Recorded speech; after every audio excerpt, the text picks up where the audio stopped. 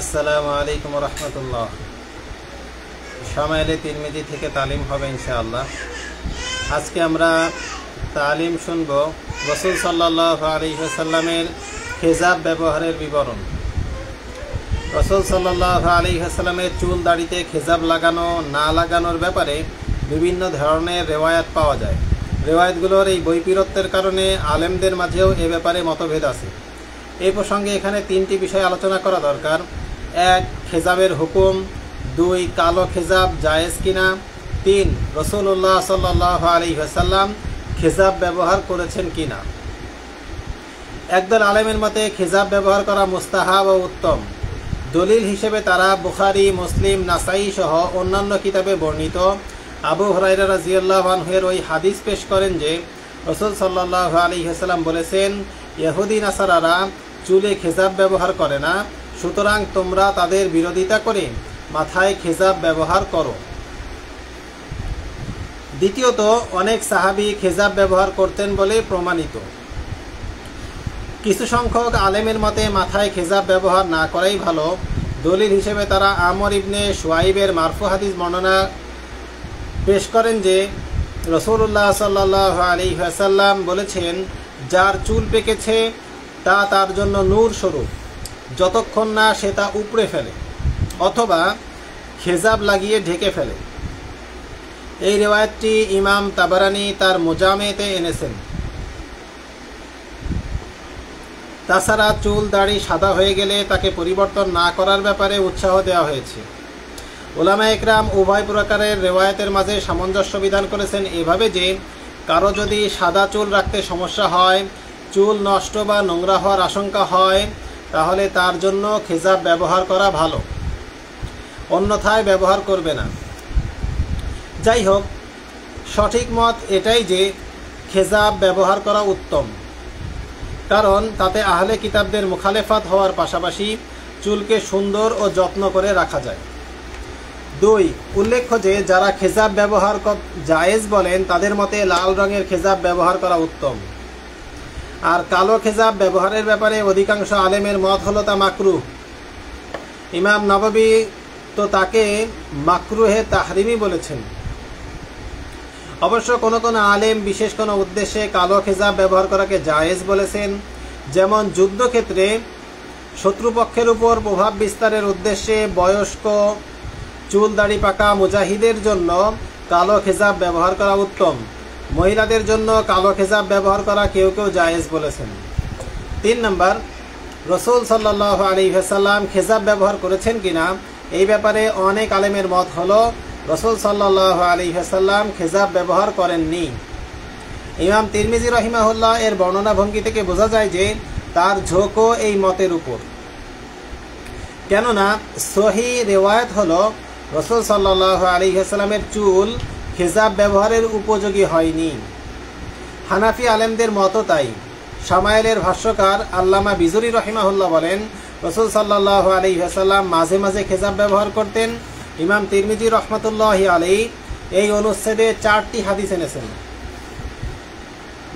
শামাইলে তিরমিজির হাদিস অনুযায়ী এটা হলো হাদিস 44 নম্বর হাদিস। হযরত আবু রিমসা রাদিয়াল্লাহু আনহু বলেন, আমি আমার এক ছেলে সহ রাসূল সাল্লাল্লাহু আলাইহি ওয়াসাল্লামের কাছে আসলাম। রাসূল সাল্লাল্লাহু আলাইহি ওয়াসাল্লাম বললেন, এ কি তোমার ছেলে? আমি বললাম যে হ্যাঁ। আপনি সাক্ষী থাকুন। রাসূল সাল্লাল্লাহু আলাইহি ওয়াসাল্লাম বললেন, সে কোনো অপরাধ করলে তার দায়ভার তোমার উপর বর্তাবে না, এবং তুমি কোনো অপরাধ করলে তার দায়ভার তার উপর বর্তাবে না।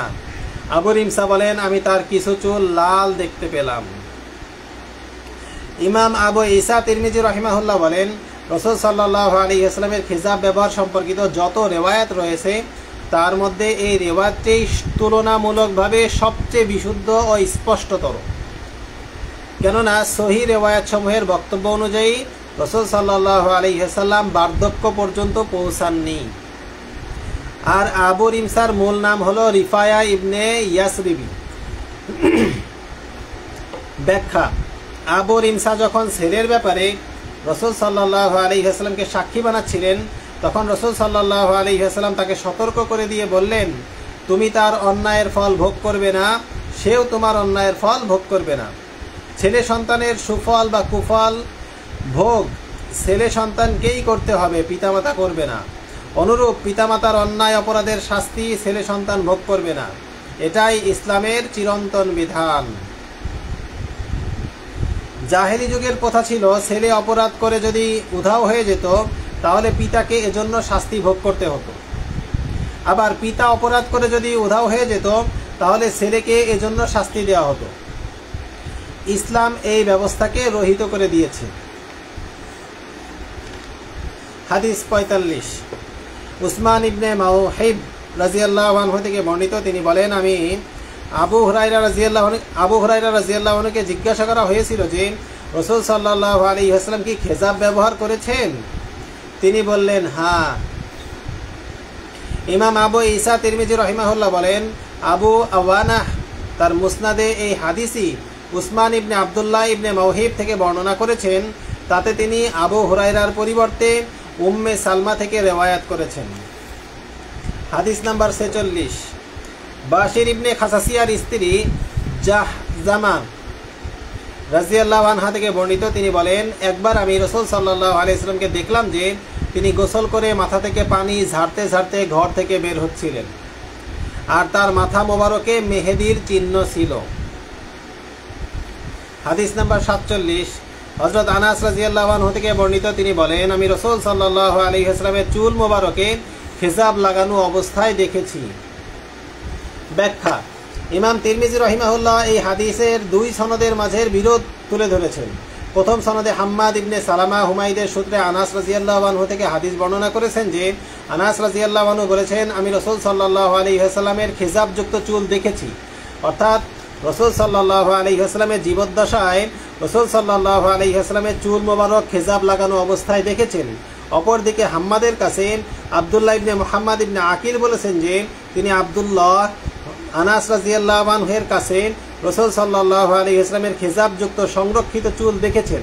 অর্থাৎ এটা রাসূল সাল্লাল্লাহু আলাইহি ওয়াসাল্লামের ওফাতের পর আনাস রাদিয়াল্লাহু আনহু বরকত লাভের উদ্দেশ্যে যে চুল রেখে দিয়েছিলেন, আনাস রাদিয়াল্লাহু আনহুর কাছে তা সংরক্ষিত ছিল। আব্দুল্লাহ বিন মুহাম্মদ বিন আকিল তা দেখেছেন। হয়তো সংরক্ষণের উদ্দেশ্যে আনাস রাদিয়াল্লাহু আনহু তা রাঙিয়ে রেখেছিলেন।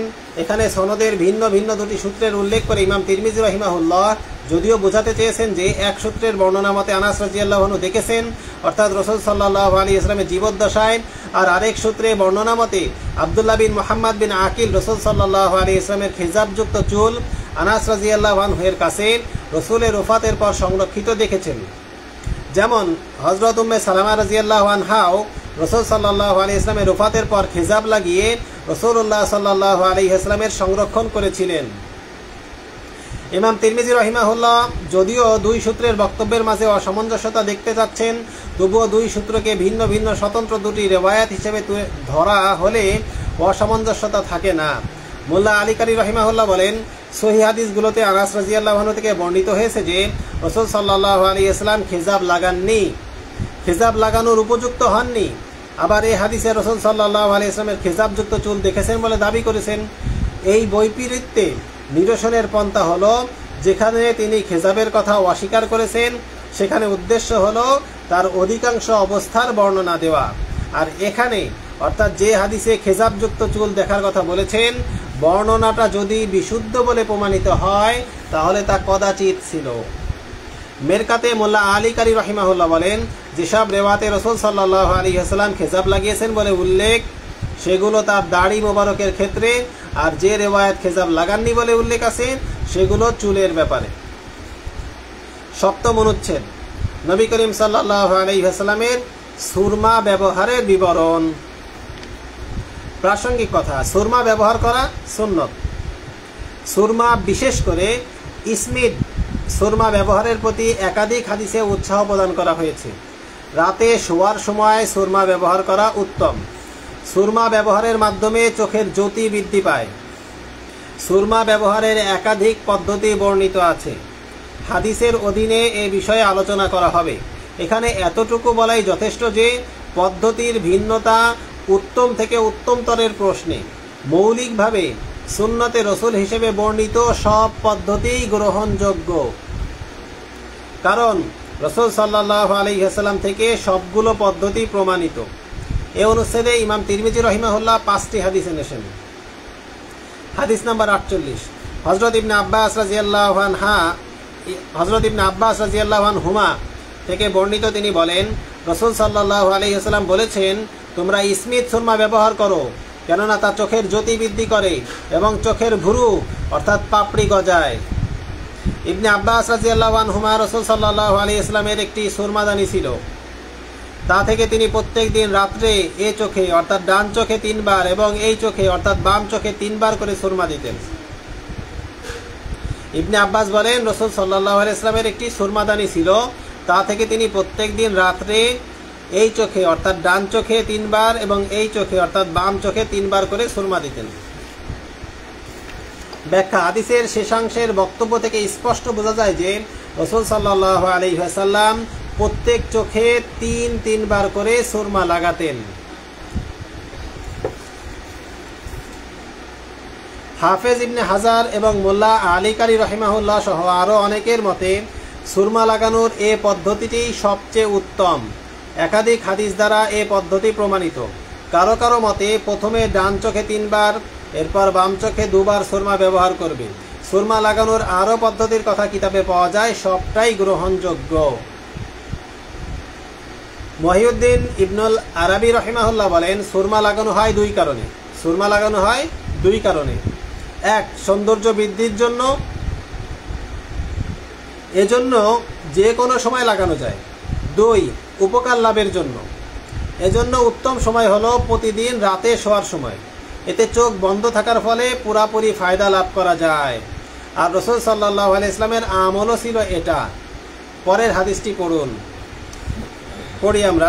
হাদিস নাম্বার 49, হযরত আব্দুল্লাহ ইবনে আব্বাস রাদিয়াল্লাহু আনহুমা থেকে বর্ণিত, তিনি বলেন রাসূল সাল্লাল্লাহু আলাইহি ওয়াসাল্লাম শোয়ার পূর্বে উভয় চোখে 3 বার করে ইসমিত সুরমা ব্যবহার করতেন। যায়েদ ইবনে হারুন তার বর্ণনায় বলেন, রাসূল সাল্লাল্লাহু আলাইহি ওয়াসাল্লামের একটি সুরমাদানি ছিল, ঘুমের পূর্বে তা থেকে উভয় চোখে 3 বার করে সুরমা ব্যবহার করতেন। হাদিস নাম্বার 50, হযরত জাবের রাদিয়াল্লাহু আনহু থেকে বর্ণিত, তিনি বলেন রাসূল সাল্লাল্লাহু আলাইহি ওয়াসাল্লাম বলেছেন, তোমরা শোয়ার সময় অবশ্যই ইসমিত সুরমা ব্যবহার করবে, কেননা তা চোখের জ্যোতি বাড়ায় এবং চোখের ভুরু জন্মায়। হাদিস নাম্বার 51, হযরত ইবনে আব্বাস রাদিয়াল্লাহু আনহুমা থেকে বর্ণিত, তিনি বলেন রাসূল সাল্লাল্লাহু আলাইহি ওয়াসাল্লাম বলেছেন, তোমাদের যত সুরমা রয়েছে তন্মধ্যে ইসমিত সর্বোৎকৃষ্ট সুরমা, তা চোখের জ্যোতি বাড়ায় এবং ভুরু জন্মায়।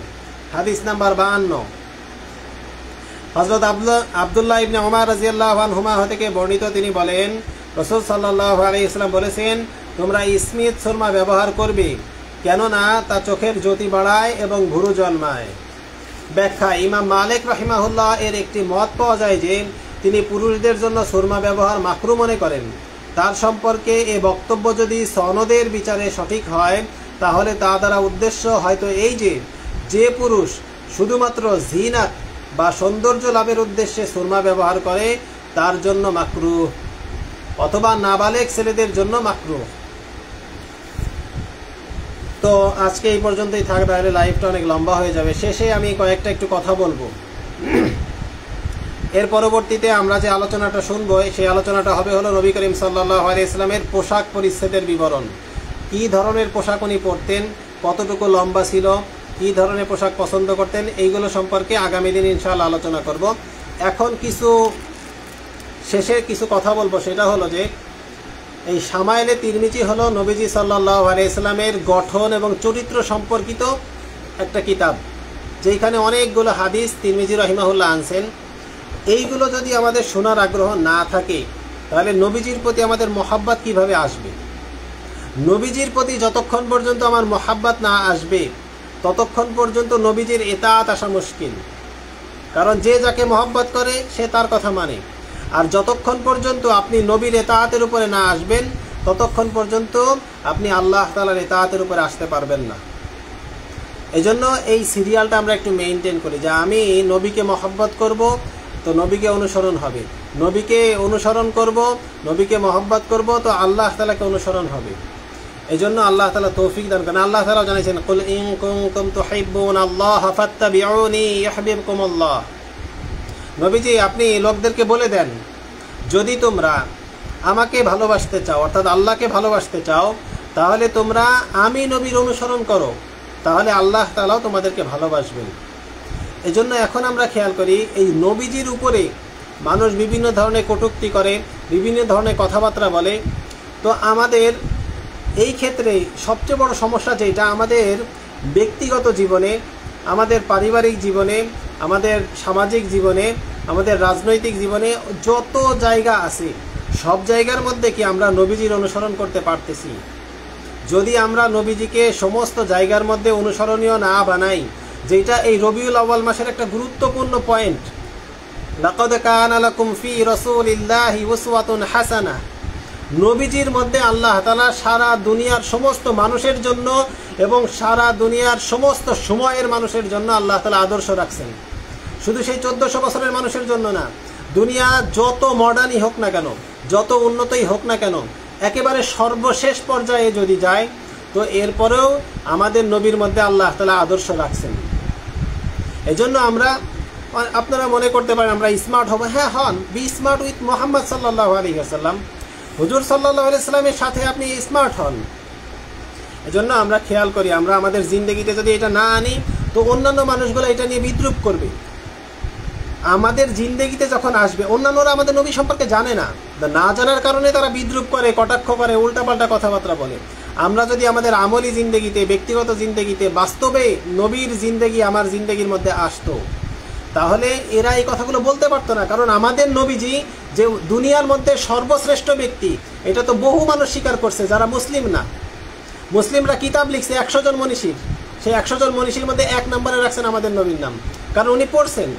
এই জন্য আমি ব্যক্তিগতভাবে প্রত্যেকের কাছে একটা আরজ রাখতে চাই, ব্যক্তিগতভাবে আমি প্রত্যেকের কাছে একটা আরজ করতে চাই যে আপনারা প্রত্যেকেই একটু কষ্ট করে হলেও এই রবিউল আউয়াল মাসে শুরু করে দেন নবীজি সাল্লাল্লাহু আলাইহি ওয়াসাল্লামের জীবনী সংক্রান্ত যে কোনো একটা বই।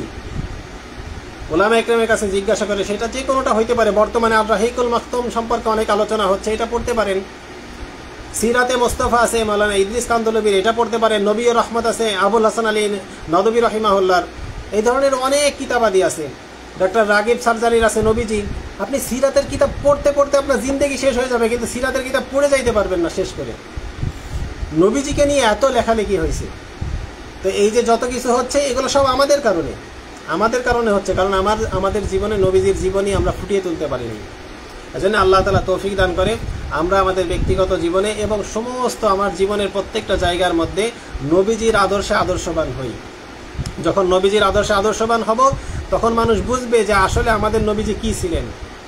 যারা কটূক্তি করতেছে তারা না জানার কারণে করতেছে, যেটা করতেছে এটা অবশ্যই খারাপ কাজ এবং এটা ওয়াজিবুল কতল, এমন একটা কাজ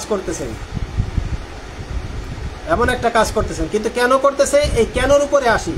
যতক্ষণ পর্যন্ত আপনি কারণটা খুঁজে না বের করতে পারবেন, ততক্ষণ পর্যন্ত আপনি সমাধান করতে পারবেন না। এজন্য মূল কারণ যেটা, আমাদের নবীজির উপরে কেন মানুষ আঙ্গুল তুলতে পারে, এর মূল কারণটা হলো তারা নবীজিকে চেনে না, নবীজিকে জানে না। আর তাদের কথা কি বলবো, অনেক মুসলমান জানে না, যার কারণে অনেক কথাবার্তা বলে ফেলে। আমাদের মুসলমানদের মধ্যে যারা দিনদার, যারা মুসলমান, যারা নামাজ কালাম পড়ে, এদেরই ভিতর থেকে অনেকের মনের মধ্যে এরকম উকি দেয় যে আরে যদি শরীয়ত মোতাবেক চলি তো দুনিয়াতে উন্নতি লাভ করতে পারবো না। তার মানে কি, আপনি যদি নবীজির আদর্শে আদর্শবান হন তো দুনিয়াতে কিছু করতে পারবেন না। এইটা হলো ভুল ধারণা। সবচেয়ে একটা কারণ হলো যে আপনি হয়তো নবীজিকে চেনেন নাই, যার কারণে এই কথা বলতেছেন। আর না হলে আপনার জ্ঞানের স্বল্পতা, আপনি চেনেন নাই। কারণ আল্লাহ তাআলা কিয়ামত পর্যন্তর জন্য কোরআন দিয়েছেন এবং কোরআনের মধ্যে জানাইছেন লাকাদ কানা লাকুম ফি রাসূলিল্লাহি উসওয়াতুন হাসানাহ। কিয়ামত পর্যন্তর জন্য দুনিয়া যত উন্নত থেকে উন্নততর হোক না কেন, সবচেয়ে উন্নত ব্যক্তিটার জন্যও আল্লাহ তাআলা আমাদের নবীজির মধ্যে আদর্শ রাখছেন। একজন ডাক্তারের জন্য সে ডাক্তারি কিভাবে করবে, এই জন্য সে নবীজিকে আদর্শ হিসেবে আল্লাহ তাআলা রাখছেন। একজন ইঞ্জিনিয়ার কিভাবে ইঞ্জিনিয়ারিং এর মধ্যে থাকবে, এটার জন্য আল্লাহ তাআলা নবীজিকে আদর্শ করছেন। একজন আলেম কিভাবে জীবন কাটাবে, তার জন্য নবীজির মধ্যে আদর্শ আছে। একজন ছাত্র কিভাবে তার জীবন কাটাবে, তার জন্য নবীজির জিন্দেগিতে আদর্শ আছে। আপনি কোন সেক্টরে চান, সব সেক্টরের মধ্যে আমাদের নবীজি আদর্শ। এইটা আগে নিজে ধারণ করেন। এইটাই অনেক মুসলমান জানে না। আমি আরেকজনকে কি বলবো, হিন্দুরা তো বলবেই, কারণ তারা তো নবীজিকে চেনে না। আমরা কতটুকু চিনি বলেন? এখন আলোচনা করতে গেলে অনেক লম্বা হয়ে যাবে। আরবের লোকেরা নবীজিকে কিভাবে চিনত, যেরকম তাদের সন্তানদেরকে চেনে। আল্লাহ তাআলা কোরআনের মধ্যে জানাইছেন যে তোমরা কি জানো যে আরবের লোকেরা নবীজিকে কিভাবে চিনত?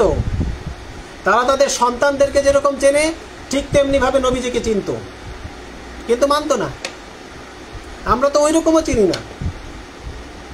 সন্তানকে মানুষ কিভাবে চেনে জানেন? সন্তানের গায়ের কোন জায়গার মধ্যে একটা তিল আছে এটা তার বাবা মা বলতে পারে। আরবের লোকেরা বলতে পারতো নবীজির কোথায় কি আছে, কারণ তারা ছোটবেলা থেকে নবীজিকে দেখছে যে কি অবস্থা তার। এজন্য আল্লাহ তাআলা তৌফিক দান করে। কথা অনেক লম্বা হয়ে যাবে। আমরা নবীজির একটা সিরাতের কিতাব নিয়ে এখন থেকে পড়া শুরু করে দিই। উচিত তো ছিল পুরা রবিউল আউয়াল মাস সিরাতের কিতাব নিয়ে আলোচনা করা, এবং নিজেদের ব্যক্তিগতভাবে ঘরের মধ্যে তালিম করা। এই যে আমি আপনাদেরকে শোনাইতেছি, শুধু আপনাদেরকে না, আমরা পুরা ফ্যামিলি নিয়ে এক জায়গা হয়ে আপনাদেরকে সহ আমার পুরা পরিবারকে শোনাইতেছি যেন নবীজিকে চেনে সবাই। এবং এই তালিমের মধ্যে আপনাদের কাছে আরজ করি, আমি এই তালিমের মধ্যে, এই কথাবার্তা শোনার মধ্যে আপনারা একটু গুরুত্ব দিয়ে ছোট বাচ্চাদেরকেও নিয়ে আসেন। তালিমের হালকা এটা ফেরেশতাদের হালকা। আপনারা বলবেন ছোট বাচ্চা তো কিছু বোঝে না। ছোট বাচ্চা বোঝে না, কিন্তু ফেরেশতাদের যে সিফাত এইটা তার মধ্যে আসা শুরু করে। হ্যাঁ, তো এই জন্য আল্লাহ তাআলা তৌফিক দান করে আমাদের নবীকে একটু চেনার চেষ্টা করি, নবীজিকে একটু চেনার চেষ্টা করি। নবীজির চেহারা কেমন ছিল? এতদিন পর্যন্ত আমরা আলোচনা করছি নবীজির কোথায় কতটুকু পশম ছিল, নবীজির কয়টা দাড়ি সাদা হয়েছে, কয়টা চুল সাদা হয়েছে, এটাও কিতাবের মধ্যে সংরক্ষিত আছে। কারণ সাহাবা একরাম নবীকে একদম মাথার চুল থেকে নিয়ে পায়ের নখ পর্যন্ত প্রত্যেকটা বিষয়ে স্পষ্টভাবে বর্ণনা দিয়েছেন। দুনিয়াতে এমন কোনো ব্যক্তি আপনি পাবেন না যেই ব্যক্তি সম্পর্কে মাথার চুল থেকে নিয়ে পায়ের নখ পর্যন্ত প্রত্যেকটা বিষয় এখনো দলিল প্রমাণ একেবারে স্পষ্ট আছে। সারা দুনিয়ার একজন ব্যক্তি আপনি দেখাইতে পারবেন না যার সম্পর্কে এরকম আছে। অথচ এত বড় একটা নিয়ামত আমরা পাইলাম, এইগুলোর কোনো কদর করলাম না। আল্লাহ তাআলা আমাদেরকে তৌফিক দান করেন। এই জন্য আপনাদের কাছে আরও যদি সুযোগ হয় একটা সময় বসে এটা লাইভ আকারেও আপনি শুনতে পারেন, পরবর্তী কোনো সময় যদি সুযোগ হয় এটা শুনে নিতে পারবেন। কখনো যদি মনে হয় যে নবীজির জীবনের অমুক একটা জায়গায় আমি একটু শুনি, তা আপনি আমার ভিডিওটা চালায় দেখেন যে নবীজির চুল কেমন ছিল। দরকার হয় আপনি চলাফেরা করতেছেন, আপনি চালাই দিয়ে শুনতে থাকেন। গাড়ি চালাইতেছেন, গাড়ি চালাইতে চালাইতে আপনি এটাকে ছেড়ে দিয়ে লাউড স্পিকারে শোনেন। আপনার জ্ঞানের মধ্যে তারাক্কি হবে। আপনি জানতে পারবেন নবীজির চুল কেমন ছিল, নবীজির দাড়ি কেমন ছিল, নবীজির চোখ কেমন ছিল, নবীজির ঠোঁট কেমন ছিল, নবীজির দাঁত কয়টা ছিল, নবীজির দাঁতের মধ্যে কি পরিমাণ ফাঁকা ছিল, সব কিছু স্পষ্ট কিতাবের মধ্যে।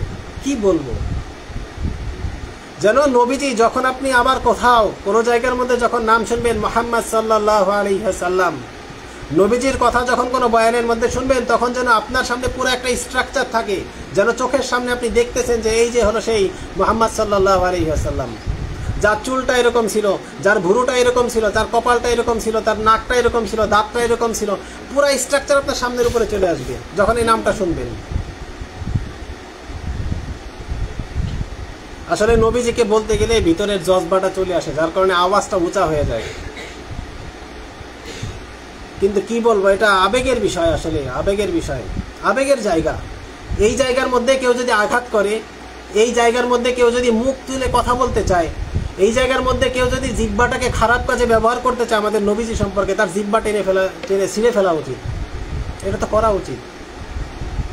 কিন্তু কি করবো বলেন, আমরা নিজেরাই নবীজি সম্পর্কে জানি না, আফসোস। এই জন্য আমরা একটু জানার চেষ্টা করি, যে কোনোভাবেই হোক আপনি একটু জানার চেষ্টা করেন, একটু পড়েন। ওই শুনে কোনোদিন শুনে মুসলমান আমরা আজীব। পড়েন, নবীজি সম্পর্কে জানেন। অধিকাংশ যারা অমুসলিমরা মুসলমান হয়েছে, অধিকাংশ অমুসলিমরা যারা মুসলমান হচ্ছে বর্তমানেও এবং ভবিষ্যতেও যারা হবে, তারা দুই জিনিস রিসার্চ করতে গিয়ে দুই জিনিসের প্রতি তারা রিসার্চ করছে। একটা হলো কোরআন, আরেকটা হলো নবীজির জিন্দেগি।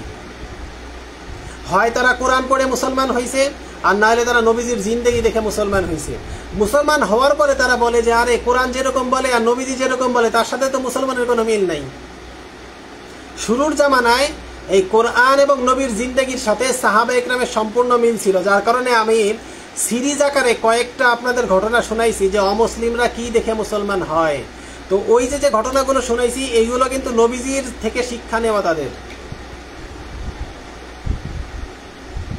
এই জন্য আমরা প্রত্যেকেই যাদের ঘরের মধ্যে, এমন অনেক মুসলমান আছে হয়তো আপনারা যারা দেখতেছেন, আপনাদের যারা দেখতেছেন এদের ঘরের মধ্যেও হয়তো নবীজির জীবনী সম্পর্কে একটা কিতাবও নাই। আমি খারাপ ধারণা করতেছি না, হয়তো বলতেছি, কারণ বাস্তবতা দেখলে এরকমই দেখা যায়। আপনি যে কোনো ঘরের ভিতরে যান, কার ঘরের মধ্যে নবীজির জীবনী সম্পর্কে একটা কিতাব আছে? যদি কারো ঘরের মধ্যে থাকেও, ওইটা যে লাস্ট সে কবে ধরছে তার ধারণা নেই, অথচ সে তার আদর্শ। কি বলবো এখন, আপনার গত যে সরকার ছিল সে তো বঙ্গবন্ধুর আদর্শবান ছিল। কি পরিমাণ আদর্শকে লালন করতে একটু চিন্তা করেন। আপনি সেরকম আদর্শ নবীজির লালন করেন? হ্যাঁ, শেখ মুজিবের আদর্শ তারা যেরকম লালন করতো, আপনি কি নবীর আদর্শ এরকম লালন করেন? শেখ মুজিবের আদর্শের বিপরীতে যদি কেউ কথা বলতো তার জেল জরিমানা আয়নাঘর হয়ে যেত। আপনার নবীর আদর্শের বিপরীত যখন কেউ কথা বলে তখন আপনার কি করা উচিত? এরকম আদর্শে আদর্শবান কমপক্ষে হয়। এটা হলো আদর্শবান হওয়ার সর্বনিম্ন স্তর। হ্যাঁ, শুধুমাত্র বঙ্গবন্ধুর যে ভাস্কর্য বানাইছে, যেটা দ্বারা তার ফায়দা হয় না। এই ভাস্কর্য বানানোর কারণে মামুনুল হক সাহেব কিছু বলছেন, যার কারণে তাকে জেলে পুরে দিছে, অনেক অন্যায় অত্যাচার করা হয়েছে, তার উপরে জুলুম করা হয়েছে, শুধুমাত্র এইটুকুর কারণে। আপনাদের নবীর উপরে এত কথাবার্তা বলতেছে, কোনো আওয়াজ নাই। কি নবীর মহব্বত? যদি সুযোগ হয়তো আমি নবীজির মহব্বতে সাহাবা একরাম কি করছেন এটা বলতাম। সাহাবা একরামের বাচ্চারা নবীর মহব্বতে কি করছেন? আপনারা জানেন আবু জেহেলকে হত্যা করছে প্রথম আঘাতকারীকে। আবু জেহেলকে হত্যা করার প্রথম আঘাতকারী দুইটা বাচ্চা হত্যা করছে এই কারণে, তারা যুদ্ধের ময়দানে গিয়ে এক সাহাবীর পাশে গিয়ে বলতেছে যে চাচা যান, আপনি কি আবু জেহেলকে দেখছেন? তো তিনি জিজ্ঞাসা করছেন যে আরে আবু জেহেলকে তো দিয়ে তোমরা কি করবা? তো দুই বাচ্চা বলতেছেন যে এই আবু জেহেল আমার নবীকে বিভিন্ন রকম কটূক্তি করে, বিভিন্ন খারাপ কথাবার্তা বলে, আপনি একটু দেখাই দেন যে আবু জেহেল কোথায়। তো দূর থেকে দেখা যাইতেছিল আবু জেহেলকে ঘোড়ার উপরে সওয়ার হয়ে। দেখানো মাত্রই যখনই বলছেন যে ওই দিকে দেখা যায় আবু জেহেলকে, তো উনি কথা বলা শেষ করার আগেই পাশে তাকাইছেন, দেখেন এই পাশে ওই পাশের ছেলেটা নাই, এই পাশে তাকাইছেন, দেখেন এই পাশের ছেলেটাও নাই। দুইজনই দৌড় দিয়ে চলে গেছে। দৌড় দিয়ে গিয়ে একজন আঘাত করছে হলো সরাসরি তার উপরে, আর আরেকজন আঘাত করছে ঘোড়ার উপরে আঘাত করার কারণে ঘোড়া পড়ে গেছে। ঘোড়া পড়ে যাওয়ার পরে আবু জেহেলের উপর আঘাত করছে। তো একটা দুইজন বাচ্চা, তাদের দিলের মধ্যে নবীজির মহব্বত কেমন যে তারা দুইজন আবু জেহেলকে মারার জন্য চলে গেছে, কারণ নবীজির সম্পর্কে তারা খারাপ কথা বলছে।